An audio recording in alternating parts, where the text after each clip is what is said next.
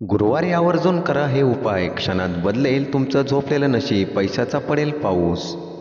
हिंदू धर्मात प्रत्येक दिवस हा पूजनीय मानला जातो. आठवड्यातील 7 दिवस कोणत्या ना कोणत्या देवाला समर्पित करण्यात आले आहेत. गुरुवारला अनेक प्रकारे धार्मिक महत्त्व प्राप्त झाले आहे. हा दिवस भगवान विष्णूलाही समर्पित करण्यात आला आहे. गुरु हा ग्रह सुख, सौभाग्य, कीर्ती, वैभव, संपत्ती इत्यादीचा कारक मानला जातो. देवगुरु बृहस्पतीच्या कृपेने अनेक कार्य व्यवस्थितरित्या पार पडतात.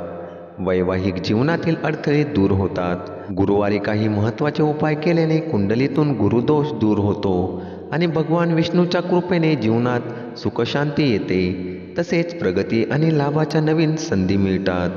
गुरुवारी करा हे उपाय. नोकरी व्यवसायात प्रगती हवी असेल तर गुरुवारी घरातील पूजेच्या खोलीत हळदीचा हार लावा. तसेच पिवळे कपडे घाला. यासोबतच कपाळावर हळदीचा तिळा लावा. असे केल्याने कुंडलीतील गुरुची स्थिती मजबूत होते.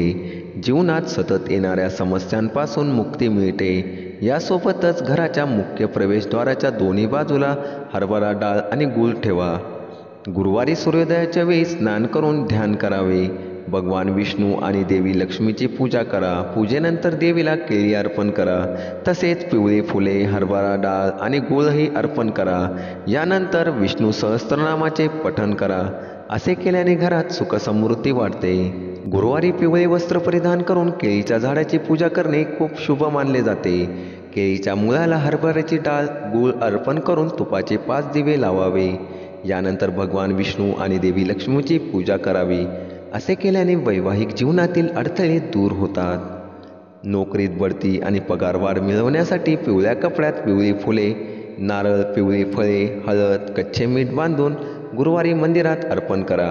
असे केल्याने दारिद्र्य दूर होते. तसेच जीवनातील प्रगतीचे मार्ग मोकळे होतात.